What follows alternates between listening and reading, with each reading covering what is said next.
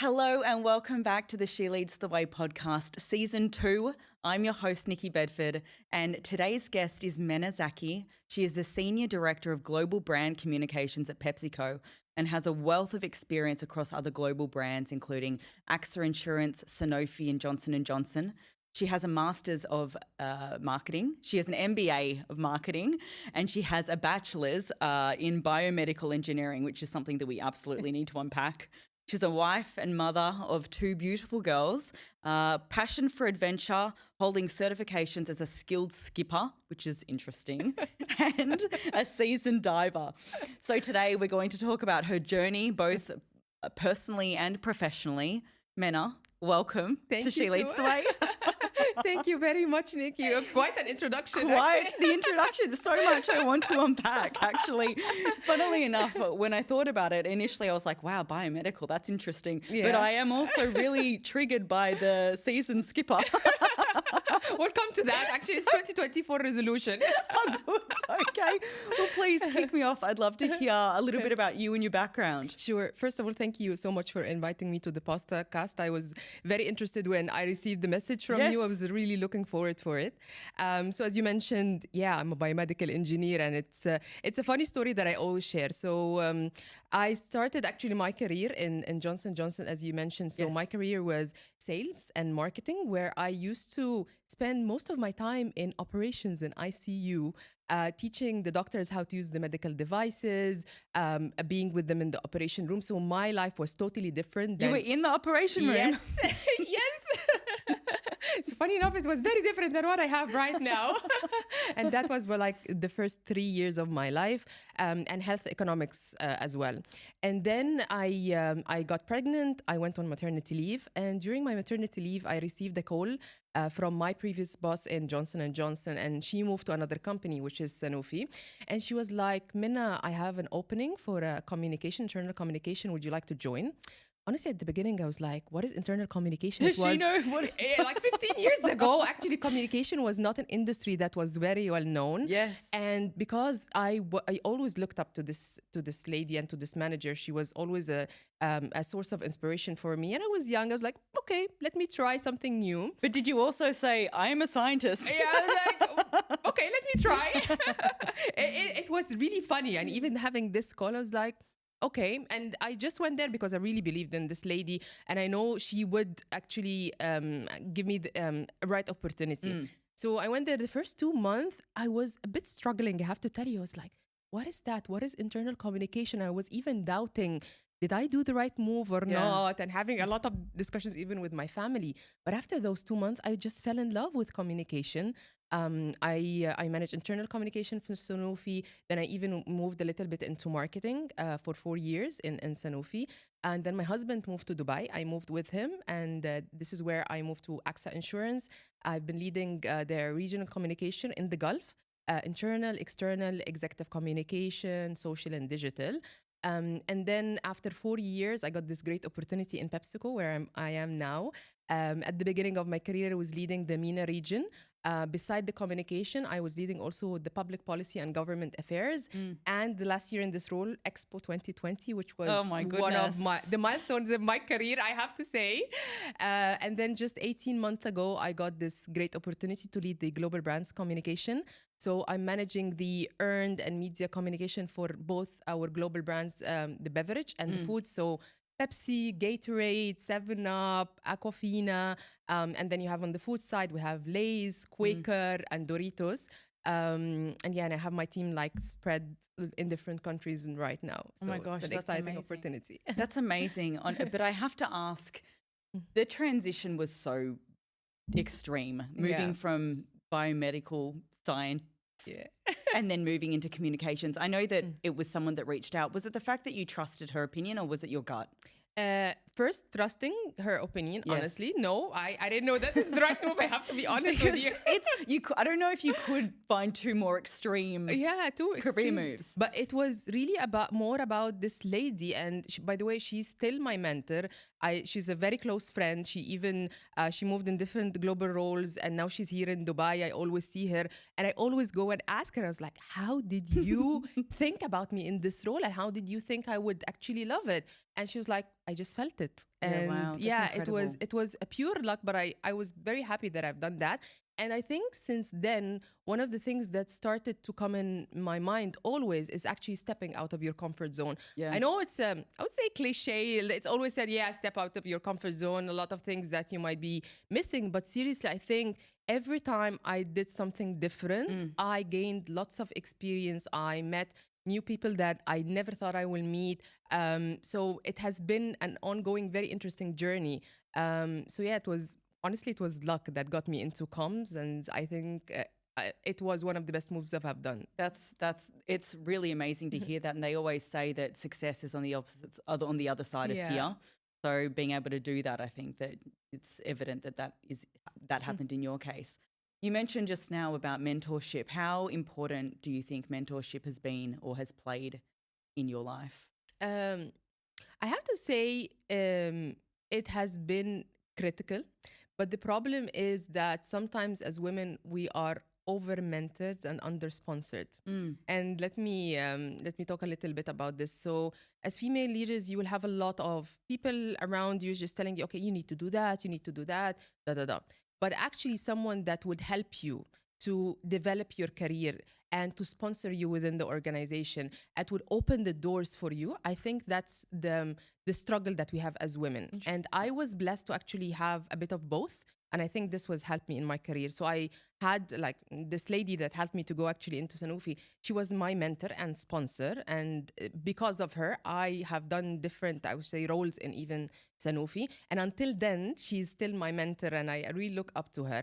But within the organizations as well that I moved to, I've been always trying to find a mentor that I would learn from, that would inspire me.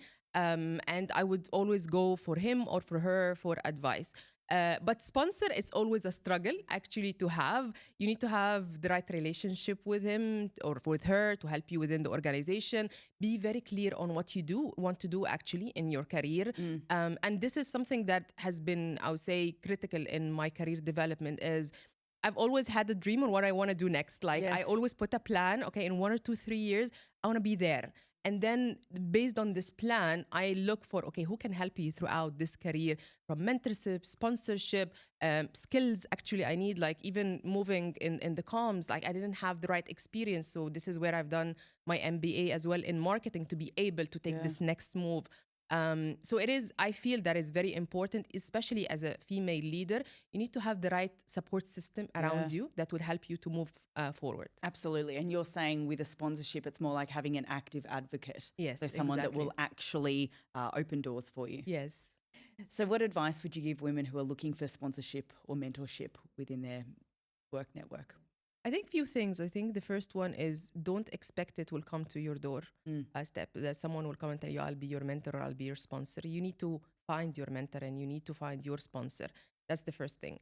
The second thing is how can you make sure that this mentor or sponsor you have the right chemistry and relationship with, and you look up to him or to her as an inspiration and as a leader, and to see how he or she will add value to your career and to your development. I think the relationship is very important in terms of being a mentor or a sponsor. Okay, so the second point is actually when you're looking for your mentor and sponsor, look for a mentor or sponsor that you look up to, that you have a good relationship with, that you have good chemistry actually with, that you can talk openly about your passion, about your career development and inspiration, and let him or her coach you throughout your career. And then the third, maybe the sponsor and mentor put a plan together on, okay, how he can or she can help you to navigate through your career, and what advice he would give you, and what networks actually or doors he or she can open to you to be able to achieve your goal. Yeah, fantastic. I love that. And I couldn't agree more. I think particularly within Dubai as well, there is such a big networking community, and even being able to, which opens up opportunities in its own right. I know when I started even this podcast or even started this company, I had absolutely no idea really what I was doing. So I try and find other people that are sort of doing similar things or are launching something from scratch. And so you're able to help them with things, and then likewise they can sort of help you as well. Agree. So I love that advice. Thank you. So talking about you being a mum to 2 beautiful girls, and you've got this thriving career, can you tell me, how you how you find balance, work-life balance. It's the big question. It's the big question. Everyone's talking about it. Everyone wants to know. What's your tell us your strategies. Oh, that's a hard one. I have to tell you, it's a hard one. And I have to say, it's never easy. It's never easy. But I will start with, you need to have the right support system. I don't think I'll be able to do it without the right support system. From my family, from my husband, actually, he has been a great supporter to my career from day one. Oh, has he? That's nice. Oh yeah, he's just amazing. Like, he's always pushing me. And I'm traveling a lot. Like, he's always there for the kids when I'm not available. So we have the right balance between each other. And he's as well has his own career and has his own trips and activities that he's doing. But really having him as a support system has been very important. And as well, my mother, being there and calling her. Sometimes I'm calling her, okay, you need to come right now. I'm traveling tomorrow. Mom, I'm having another mental breakdown. She's in Egypt. It's like, but she hates those calls. It's like, okay, I'll pack my stuff. So I think that was one of the key things that actually helped me to move forward in my career. And I don't think I will be able to do it without the right support system. Yeah, fantastic. As I was talking, because I know that when we spoke about your intro, when I had spoken about you having two beautiful girls and a family, I also referenced you having a passion for adventure and having certifications as a seasoned skipper. Now, when I said that, and I immediately thought of a jump rope. Is that what it is? Okay. That's why I've added driving boats. And then I thought to myself, no, it's probably on a boat. So you've just answered my question. Can you tell me more about that? Yeah, so that's a funny one, actually. So I would have to tell you, like, sea is my happy place. Is it? Anything related to sea, I just love it. Any activities that is there. Since I was a kid, I used to go with my family in fishing boat trips. We stay in the sea for 2 or 3 days. So since I was a child, really, I loved it since I was a kid. And even growing up, fishing has been my thing, even with my family. And then my partner, my husband, he grew up, it's the same actually, even interest. Really? So I'll tell you a very funny story. So during our honeymoon, it was like, I have a surprise for you. It's like, yeah, sure. I booked for us a training for diving, and we're going to have our license for driving during our honeymoon. I was like, seriously? And we used to wake up 7 a.m. in the morning going for that. I was like, is this how you're planning our honeymoon? This is not the marriage I signed up for. I didn't sign for this. But then I just loved it, because honestly, when you are in the sea, when you're diving, you just disconnect from everything. Yes. So since then, my love to the sea and to the water is growing every day. Wow. Then few years back, my husband got actually his license as a skipper, and we used to, here in Dubai, it's very accessible. You can just go and rent a boat and you can just drive it for a few hours. And I was like, why don't I do that? That's my 2024 resolution. Love that. So I was like, okay, I called the Maritime Institute. I was like, I want to apply for it. It was a 2-day training. I went for it. I completed my training during actually the Christmas break. And now I have my license. So oh my God, that's amazing. And it's very interesting. I love it, actually. Based on the changes that we've seen from you, engineering into communications, maybe next time we speak, you'll be a captain. Yeah, thank you so much, Captain Menna. Captain Menna. That's so good. In terms liking fishing, I have a question. Are you good at do you meditate? No. I don't know why I put these two things together, but fishing for me, when I think about it, when I think about it, you're very lonely on a boat with not catching any fish. I'm not a fisher, I don't know if you can tell. It's actually a lot of action. Oh, is it? Where are you fishing? It's a lot of action. Like we go here in the UAE. There's a lot of great spots, and we go to Oman. But I would tell you, it's like a 12-hour trip throughout the day. Like, you go out 4 a.m. in the morning. 4 a.m. Yeah, and you drive like 3 hours until you reach the fishing spot. And it is sports fishing. You keep on, actually, it's called So how many jigging. fish do you catch? I can show you later. I would love to see Oman, that. I caught like one of the fish. It was tuna. It was a tuna trip. Yes. And we get at least like 30 tunas. and the minimum weight of the tuna was from 30 kilos to, I'll say, up to 70 kilos. Yeah, it is. 70 kilos? I'll show you some of those pictures. Do you have I have one that's actually taller than me. I have to see that. We'll have to put that up as well. It That's was hilarious. honestly one of the most exciting. Since then, I was like, okay, we're going to do that more often now. Oh, I love that. Yeah, so I okay. love it. Well, because in my mind, fishing, I don't know. I haven't really gone fishing. I've never been too excited about it because I'd be devastated if I went out there and no fish wanted Next time, to. come with me, I Nikki. will. Okay. I will come with you. I will come with you. So my last question before we move more into the business side of things, I wanted to ask, and I have a feeling I know what the answer might be based on your work-life balance answer. But do you have a morning routine that you follow? Oh, I'm really bad in that. I'm Okay, I really love bad. it. Tell us everything. I think, especially in my new role, in the global role, it's very difficult to have actually a morning routine because my working hours even is very different. Like most of my team members are not based in the Middle East. So I have half of my team based in Europe and in Dublin. We're almost like 4 hours time difference. And the other half is in the US. So I work very late hours. Yeah, of course. So I'm trying, I would say, to manage my day just waking up in the morning, having my coffee.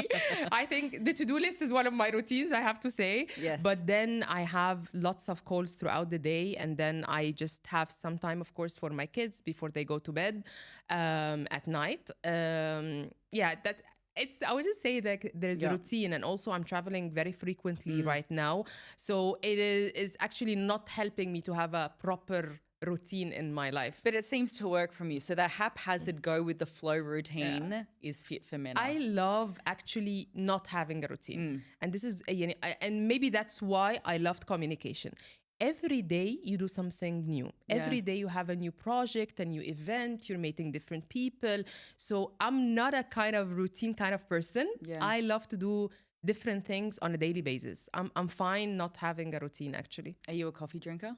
Oh, Yes. heavy coffee. You probably would need to with that routine. but I love it. I love the smell of the morning cup. And maybe this is one of my routines. Morning coffee, 2 espressos in the morning. It's the most important thing.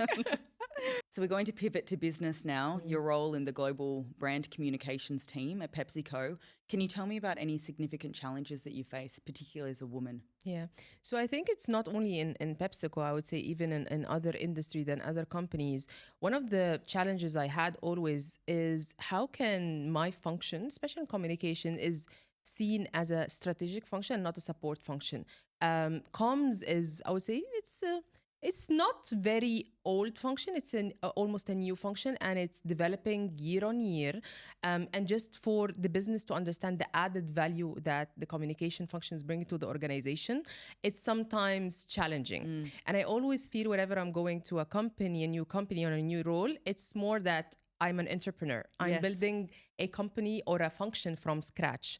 Is first understanding the business and your team needs, making sure that you are sharing what is the added value that you are bringing as a function, showing them that you're a subject matter expert, gaining their trust. And that's always very challenging at the beginning, just gaining the trust of your stakeholders. Once you gain their trust, I think things becomes much better. But the introduction and the beginning phase, it's always hard. That's why I feel as an entrepreneur, I'm building every company almost. I was building the function from scratch, but it's as well very rewarding, I have to say. Yeah, of course. How would you go about building their trust then? Because obviously you're going into it knowing, well, I know exactly what I'm doing here. This is the function and this is the outcome. Yeah. How do you sort of tell the powers that be, trust me? I think I don't do it that way. I think I leave them to see the results. Like, I think one of the things I start doing in any role I move to is just listen a lot. I cannot just come and tell them, okay, I know what I'm doing. Yes. They have to see the results. So I start the first, I'll say, few months just getting to know the team, getting to understand their needs, their gaps, what are the opportunities for the functions. Then based on that, I start mapping some, I would say, quick wins that would show the added value that we can bring as a function, as a team. Once they start seeing the results, they will eventually come to you and ask you for support. And then this is where you will have a seat on the table. It is not, it's not a magic wand like You will just have it and everything will be smooth. It is a journey that you take with your stakeholder. And I don't think it's only in comms. I think in any leader moving to any new function, he needs to gain trust. And he needs also to listen first. You cannot just come and dictate and say, okay, whatever has been happening before, it's not the right way. I'm coming to change things. You will not earn the trust of your team with this attitude. I think as much as you are authentic, you understand what are the gaps, how can you help them, and try to find a solve for it. I think this is where they will start listening to you, they will start supporting you, they will bring you again, as I mentioned, at the seat of the table, and you will be seen as a strategic partner to the organization. Do you see any future trends based on where you're at in your role? Yeah, every year the media landscape is changing big time, and we are actually continuously monitoring what's happening, what's new. We just had even like a workshop about what's the key trend that will impact our strategy as we're moving into 2024. So a few things that we have found that will really impact even our storytelling, our communication strategies moving forward. So the first thing is now stories starts on social. Okay, the traditional way of just sending out a press release, going to the media outlets or a TV interviews, this will not work. You need to go social. You need to make sure that you have an interesting story. You need to have a strong narrative and make sure it's not a one size fit all. So the same content cannot be shared on different channels. You need to customize your message and your story based on the channels that you are actually targeting. So that's one that we're seeing social first, okay? That's the first thing. The second thing is media now is overwhelmed with the amount of news they receive externally, they receive from companies. So your story needs to stand out. And now they're looking for data and insights and purpose-driven storytelling. So you need to make sure that you partner very closely with your in-house insights team to share those data points with them in your storytelling and to make sure that you share what is the purpose of your brand. Why are you doing that? So the why is something that is interesting currently right now for the media and will let your story stand out from others. And then the third one is how can you be culturally relevant? Like you need to be part of the consumer's conversation. You need to listen to the conversation and be part of it and make sure that you have the right team internally to react quickly. I've seen some of the brands now actually jumping on a certain trend and making the best use out of it and showing their consumers that they are culturally relevant and making sure that they are providing content that is aligned with their passion points. So being culturally relevant and relevant even locally is very, very important, okay? And then one of the last things I highlight, especially for your podcast is actually rising. Everyone is moving now to listen more to podcasts, and there's a lot of opportunities out of the podcast. Is how can you use this time to tell the brand story in an even longer form where you don't have this opportunity in other quick social media platforms or interviews that you're having. So we're seeing podcasts as a rising now. And all the companies are looking forward to invest even more in podcasts. That's great. Well, thank you for that. So let's move on to campaign success. Obviously, Pepsi is known for having some really fantastic campaigns. Can you tell us some that you've worked on that you've loved? Yeah. I have a few. I can just imagine that. I have a few that they're very close to my heart. So there are a lot of interesting programs, but there are, I would say, 3 very close to my heart. The first one I started, and I told you that was part of my career, was Expo 2021. It was... That would have been... one of the milestones in my career, I have to tell you. Yeah, please tell us. So we were a small but mighty team. I have to say, cross-functional team, marketing, commercial, communication. And the Expo was 6 months, but actually we've been working on this project for a few years. But the 6 month of Expo has been unbelievable. Every day we're doing something different. Wow. We had 3 pavilions there. We had a Pepsi and a Lay's pavilion. We had an Aquafina and a Gatorade. And every single pavilion, every day we're thinking of it. What are the activities that we can have there for our consumers? We were bringing global talents between like football talents, music talents. We had Amr Diab concert there. We had Usain Bolt coming and doing a marathon.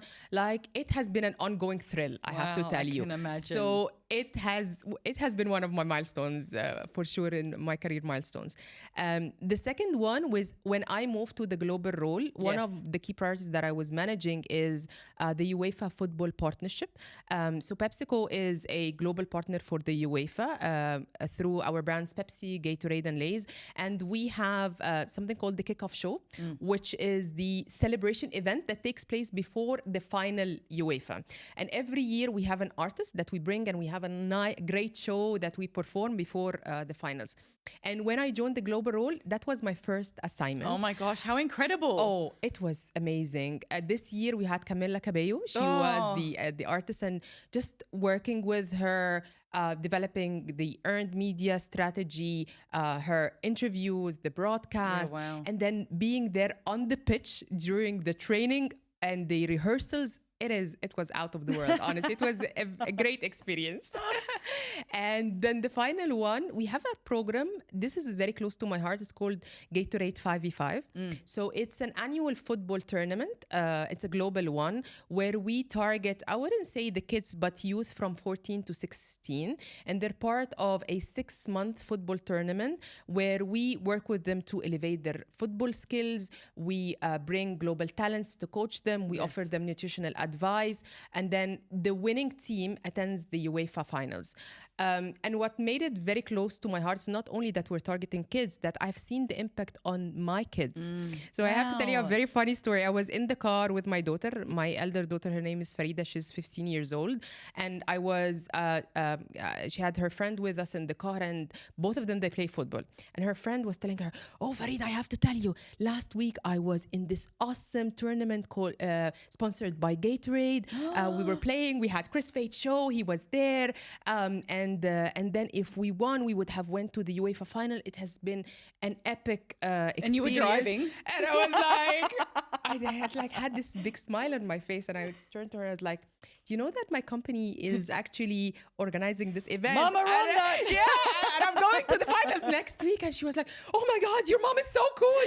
And then what everyone wants to hear. But the smile that I found on my child face, it was just out of the world. She was so proud, and then the impact on those kids that to just be part of this experience, it really touched my heart big time. And that since then, this program has a special place in my heart. I bet it does, because you're a cool mom now.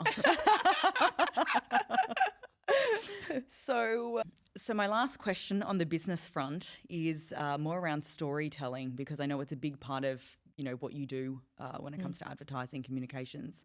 How do you approach storytelling to connect with diverse audiences? Yeah, it's a very, very good question. And in PepsiCo, one of our I would say key strategies and focus and priorities is being human-centric. And it's very different than customer and consumer-centric. And I have to tell you the difference. Okay, when you're a consumer-centric, you look at the purchase habits of your consumers. So what do you have in your shopping cart? Which restaurants do you go to? What are the products that you pick? So it's very, I would say, transactional focused, versus human-centric is looking at what's your passion point. Okay, so Nikki, I don't know, you love sports, you love football, okay? So looking at those interests and just creating stories, campaigns, initiative that is aligned with those passion points. So there's a huge shift in how we are driving both our communication and our marketing strategies moving forward. And based on this human centricity model, there's a lot of way of actually developing our storytelling. Then based on human centricity approach that we have, our strategy is focused on, I would say, 4 key pillars. One, based on this human approach, people first, okay? So before we create any story or coming up with any campaign, we need to understand our consumers very well. Where they are, what are they doing?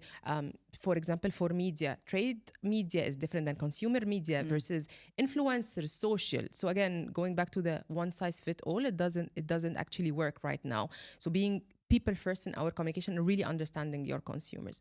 The second one is, we call it the brand pulse, okay? So we need to keep the conversation live with our consumers. You cannot just have, and we call it the thunderclap moment, where you have a one big campaign and then you're silent for the whole year. Yeah. And your consumers do not listen or hear from you. You need to maintain this ongoing conversation with your consumers. And again, going back to their passion point.